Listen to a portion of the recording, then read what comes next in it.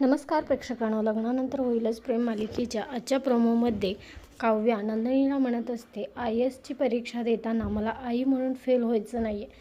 माझ्या बाळाला मी सांभाळता यावं एवढं तरी मला सक्षम व्हायचं आहे. आणि ती तिचं काहीही न ऐकता रागारागाने निघून जात असते. काव्या प्रचंड रागामध्ये असते आणि पायऱ्या पाहून ती पटपट खाली उतरत असते आणि तेवढ्यात तिचा पाय घसरतो. पाय घसरल्यानंतर ते नंदिनी ओरडत असे, अगं काव्या, हळू, सावकाश पडशील म्हणते.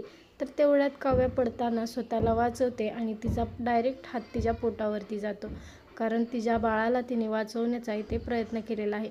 नंदिनी पुन्हा एकदा काव्याला समजावून सांगते आणि म्हणत असते, बघ, जेव्हा तू पडलीस तेव्हा तुझा हात आपल्याहून तुझ्या पोटावरती गेला आणि आई होण्यासाठी फार काही कसरत करावी लागत नाही ग काव्या. एकदा आई झालं की सगळ्या गोष्टी आपोआप आपल्याला जमत असतात.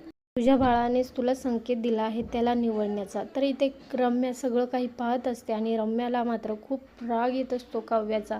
आणि ती वरून वरून दाखवत असते की ती काव्याबरोबर आता किती चांगली झाली आणि तिने सगळं काही विसरलेलं आहे. पण इथे रम्या मनातच म्हणत असते, काव्याला धडा तर मी शिकवणारच आहे, तोही कायमचा. आता असं काय पाऊल उचलणार आहे रम्या जेणेकरून काव्याला आयुष्यभराचा धडा शिकायला मिळणार आहे? पाहिल्याबद्दल धन्यवाद.